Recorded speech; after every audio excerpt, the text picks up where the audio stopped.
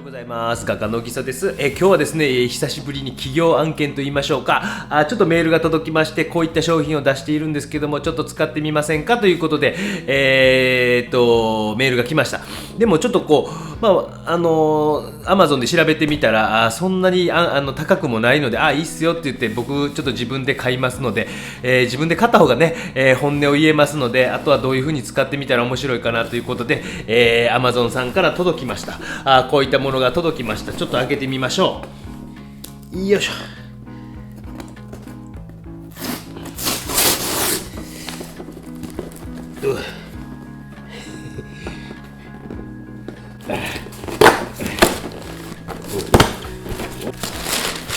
こんな風に届きました。こんな商品でございます。アクリルみたいなんですね。でちょっと面白そうだなと思いましたので、こちらを使ってどんなことができるかなっていうのをちょっと試してみます。でいきなり何かを書くというよりはまず実験をしてみて、その後にじゃあこれを用いたらこんなん書けたら面白いかなっていうことで、やってみようと思います。それではどうぞ。それではちょっと開封してみて、どんな塩梅なのかどんなものなのかということで、24色セットのアクリルペイント、オーフーさんっていうのかな、アメリカかなんかの会社みたいですね。ちょっと開封してみようと思います。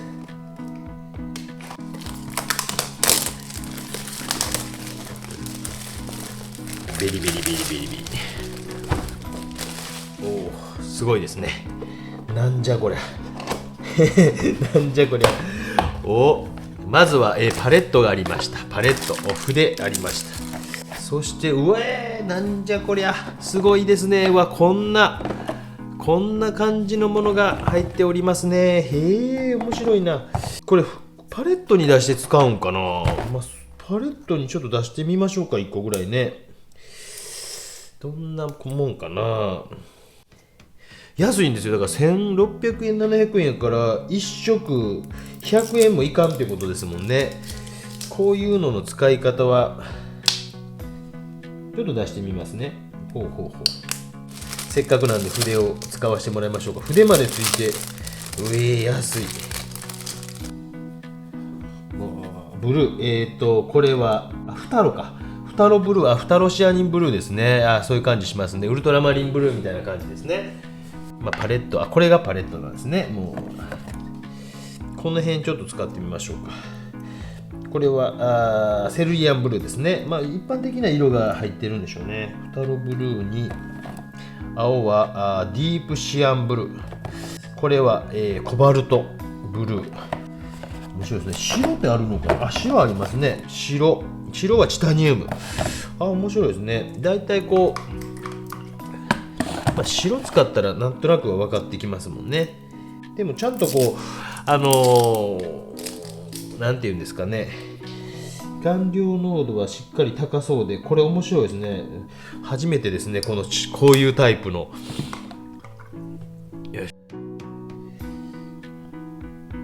しっかり白ですね。しっかり白ですねって言うと変ですけど、あんまり練り物が入っていない、練り物っていうと言葉悪いですけど、炭酸カルシウムがちょっと少なめ、そんなに多く入っていない雰囲気だからすごい安いなと思いますよ。こう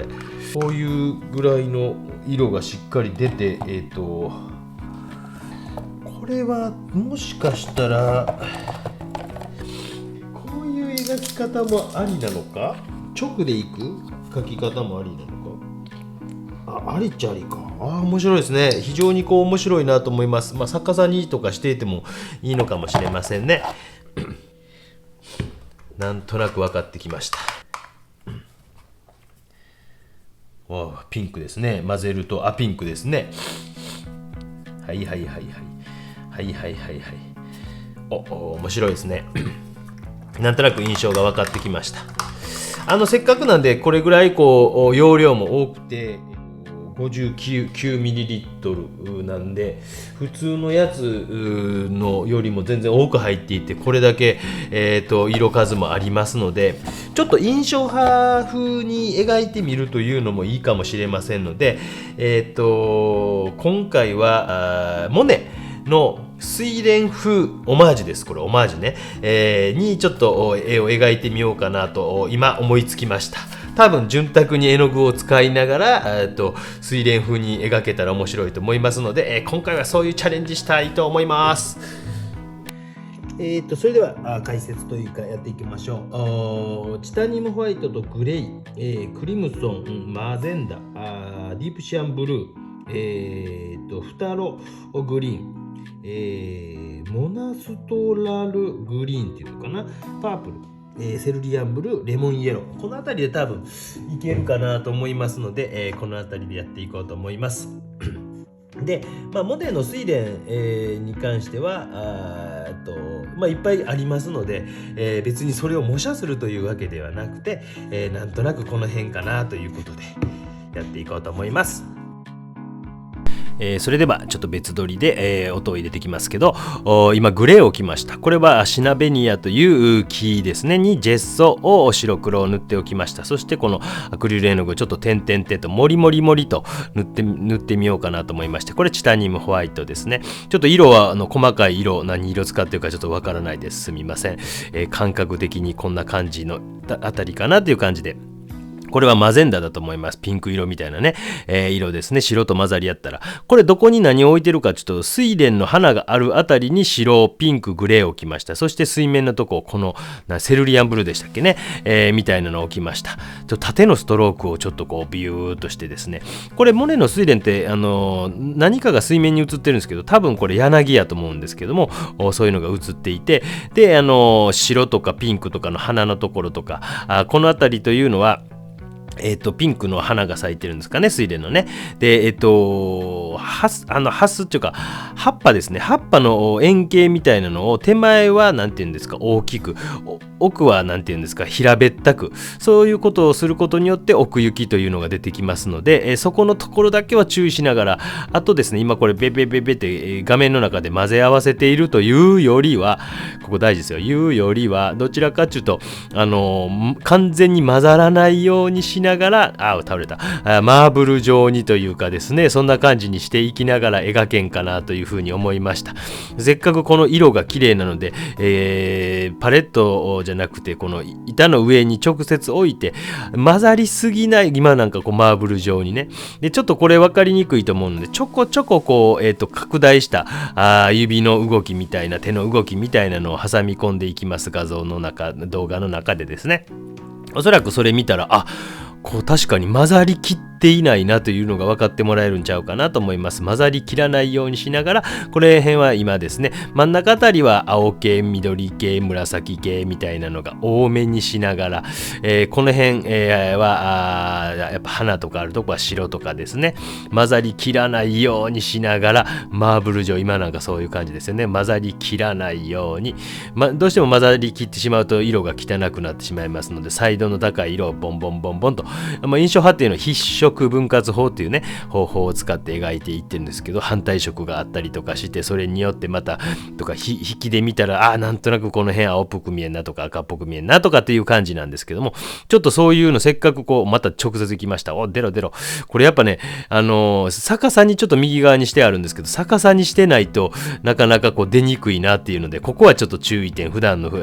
チューブ式のものよりも出しにくいところはあります。だからいいところもありますし、僕みたいにポイポイっとその辺に寝かせて置いてたりすると出にくかったり、逆さにしていないと出にくかったりすると、その辺は本当にいいとこ悪いとこあると思うんですよね。ちゃんと僕はそういうのを言います。だから逆さにして使った方がいいですよ。この辺なんか混ざってるようで混ざっていない、もう何書いてるか分かりませんよね。僕の中では分かっているんですけど、はっきりとモネの模写というわけではないです。それにインスピレーションを受けた絵の具をボコボコした、これぞ本当になんていうんですか、なんていうか、愛のあるですね、トレースじゃないな、パクってないですからね、ちゃんと僕は言うてますもんね、こういう風にね、そーっとやってるわけじゃなくて、モネの、僕は国立西美術館の睡蓮が好きなので、また直接置きました。これ黄緑色みたいな、何色っていうんですかね、この、絵の具セットに書いてある色と、Amazon さんに書いてあった色の名前が違ったんで、そうな違うんやなと思って、ウルトラマリンブルーっていうのが実際多分なかったりとか、緑もなかか違う名前で書いてあったり、まあその辺も適当でいいと思うんですけど、なんか使いながら、私この色好きとかあの色好きとかっていう感じで、この色使わなきゃいけないですかとかいうことはないです。なんとなくこうモネの絵見てこんな色、この辺なんかこうね、こんな感じ、ほらもう混ざり合いきっていないの分かります？ビョンニョニョリニョリョニョピョロンニョロニョロニョロね、こういう感じでちょっとせっかくやったらば絵の具の物質感みたいな、まあね、そんな高いものでもないから思い切ってこう勇気を出してドンとつけてみるのも面白いかもなというふうに思ってこういうふうにつけてみました。で、これで何が起こるかすみませんね。絵の具をこう紹介してくれた方、メールくれた方、申し訳ないですけど、厚塗りがひび割れ起きるか否かみたいなのもちょっと見てみたかった。僕は本当悪い人ですね。ちょっとそういうのも見てみたかったですね。こうやってニョリョニョリョ。で、乾きはですね、この段階、後でも言いますけども、ちょっと乾きはそんなに早くないです。アクリルにしては珍しいなと思って。だから本当にちょんとこう、他のとこから取って、他のとこに持っていくみたいな感じでちょんちょん今なんか撮ってるんですね。だから本当にこう大事にしながら、ダイナミックではあるけど丁寧って分かり、ほらこういうのね、筆致がちゃんとゴッホじゃないですけどもね、ゴッホなんかこういう絵の具を持っていたらどんな絵を描いたんだろうとかね、思いますよね。今から100年120年ぐらい前かな、亡くなったのが、そのぐらいやったりしますから、こういう早書きの絵の具みたいな、そしてこれだけね安い絵の具があったら彼はどんな絵を描いたんだろうかというふうに思ってしまいますよね。こんな黄緑なんかもこれ今葉っぱを描いてるわけですから、ちょっと横長の丸っこい感じにしていってる。もうわけわかりませんって感じでしょね。多分そうやと思います。描いてる本人も説明がめっちゃ難しいなと思ってます。葉っぱ、そしてまたこうほらこんな感じですっていうことでねちょ綺麗ですね。やっぱこうやって見ると、いやー絵の具がめちゃくちゃ綺麗なと思いますよね。この画像がすごくいいですねと思ったんで、ちょこちょこ今回入れていきますけども、ちゃんと乗せて、その下の絵の具を混ざり合いすぎないように、なんかマーブル状に画面の中でなりながら、それでもかつなんとなくこう上の方に葉っぱっぽい感じかなみたいなのが見えてきたかなとかっていう感じになってきてるの分かりますか？こんな感じでグレーのこれ下地を置いてることによってやっぱこうね、塗り残しのとこもそんなに違和感がないっていうの分かりますか？だから私はグレーとかぐらいで、難しかったらですね、いいんじゃないかなと。初めの初心者の方なんか夕食のこうなんか塗ってあった方が多分描きやすいと思いますけどね、分かりませんけど、油絵とかアクリルとかで、どういう絵を描くかによりけりですけど、透明水彩みたいに紙の白さを生かすんやったらばやっぱり白というものが必要になってきますけども、そういうのも関係あれへんわみたいな感じだったら、ちょっと色が置いてあったりするとですね、また直接ダイレクトチューブ、これはセルリアンブルーみたいな色ですね、というのを置きました。ボテンのそのごちょごちょ、ね、こんな感じ。だいぶ熱くなってきてるというかですね、どうですか？気持ちいいでしょ？ゴッホ風に描いてみたもできるかもしれんな思いながらこれやってたんですよ。で、乾きが案外遅いからですね、薄く塗ったとこはまあ普通にアクリル絵の具かなと。厚く塗っているところ、後で見ますけど、厚く塗っているところというのは結構乾きが遅くって、これね実はすごく良くて僕別に本当お金もらってるわけでもないですよ。自分で買いましたけど、アクリル絵の具のこうデメリットみたいな、これ手前の方はちょっと丸みをみたいな、こっちは水平に近いようなデメリットっていうかで、パレットの上で乾いてしまったらね、もう使えなくなってしまうけど、これやったらちょっと厚めに多めにパレットに出しといたらなかなか乾かんから、案外使い勝手、ほら取ったね、そこに白もちょっと取ったねちょ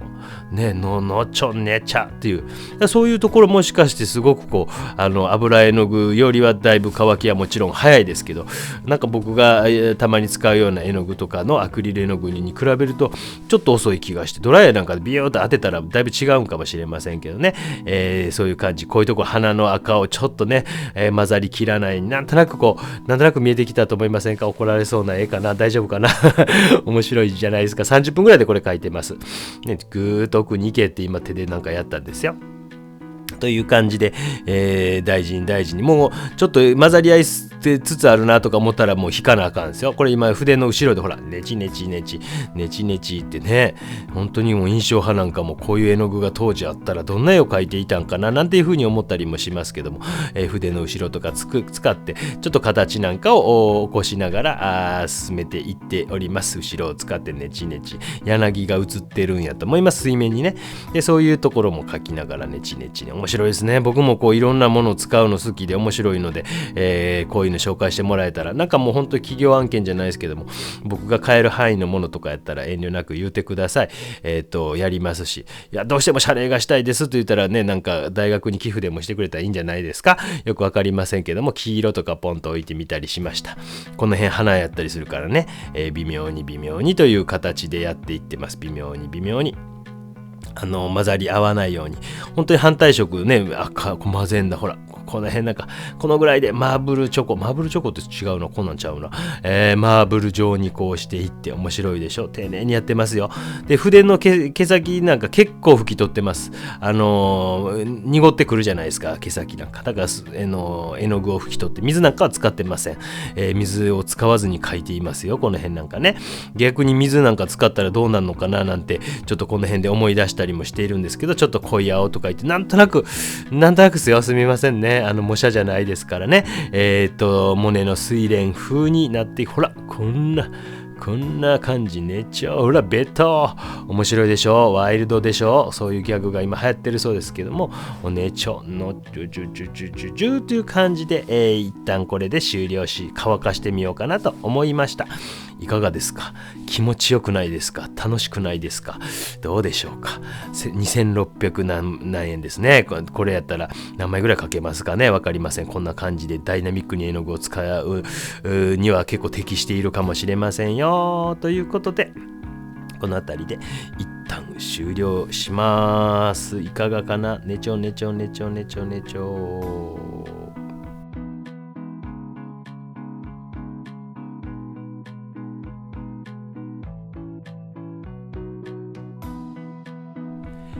ということで、こんな感じで完成という感じでどうでしょうか？悪くないんじゃないですか？なんとなくモネっぽくね、別にこうしっかりと睡蓮だって分からなくても、いいんじゃないかなというふうに思います。使ってみた感想、率直な感想なんですけど、これ多分いいと思いますよ。別に僕はもうあんまり忖度もしたくないのですけども、顔料濃度も高いような感じもして、色もすごいしっかり出るし、あとですね、これ僕はいいところやと思うんですけど、乾きがちょっと遅いんですよ。で、厚塗りにしたとこなんかちょっと遅くて、普通のアクリルよりちょっと遅いんちゃうかなっていう気がして、でこれ何がいいかっていうと、パレットとかに出した時に乾かない。アクリルのやっぱりこうデメリットっていうのは、パレットの上に出して乾いてしまったらもう使えないっていうところがあるんですけども、ちょっと薄塗りの場合普通にアクリルと同じように乾くんですけど、厚く塗ったところって乾きがすごい遅かったんで、言うてしまうとあれやけど、安いものとかまあね、なんとなくさせてくださいね。厚塗りするとひび割れ起きます。で、多分それはアクリリックポリマエマルジョンっていうのが容量が少ないんやと思うんですけども、全然ひび割れ起きてないんですよ。これすごいなと思って、ほんと率直な感想です。ということで、以上モネ風に描いてみたということでございました。ご視聴ありがとうございました。では。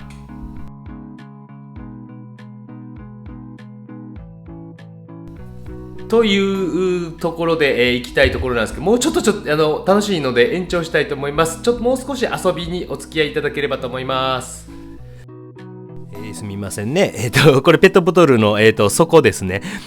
ボコボコってなってるとこ、もうパレットに出すのもあれやからと思って、で、ここの中にポイポイポイと出して、もう原色で混色する必要ないからパレットいらんかなと思ってですね、それに水を霧吹きでビュービュービュービューとちょっと柔らかくしておきました。なんかね、ちょっと水っぽい感じで薄く塗って、それが乾いたらどうなるかなとかっていう。要はこれ相当凹凸ができてるから、水っぽいので描いたら、そのへこんでるとこに絵の具が入っていきますよね。これ水だけでビヤーっと塗ってってますけども、これだけで描いてしまうよりもうちょっとなんかこう深みみたいなのが出る可能性があるなと思って、ただ乾くまでね、もうこれやって、これ朝やってるんですけど、朝やってちび送って大学に今来て、大学で録音昼休みしてるんですけども、帰ってみないと乾いた状態ってわからないんですけど、水を全面に浸した後にちょっとずつ右のパレットじゃないですけども、ペットボトルのあれでちょんちょんちょんちょんちょんちょんと、こういう風になんかにじまし系みたいな、透明水彩みたいな使い方をしてみて、それが乾いたらどうなるかなということを、最後にちょっとやって、おこうかなと思いましたね。早送り使うと、使っていますけども、早送りの方がこれ分かりやすいかもしれません。ちょっとにじんでいく雰囲気が分かるんですね。わーっと。で奥の方はちょっと暗めにとか、葉っぱの隙間も暗めにちょっとしとこうかなとかね、緑ちょっともう一回足してみようかなと、赤とかも足してみたり、もうちょっとこう葉っぱの隙間とかロロロロロロっていう感じで、さあ乾いたのを家に帰って見てみるのが楽しみです。後で帰って家で、どんな感じになってるか見てみようと思います。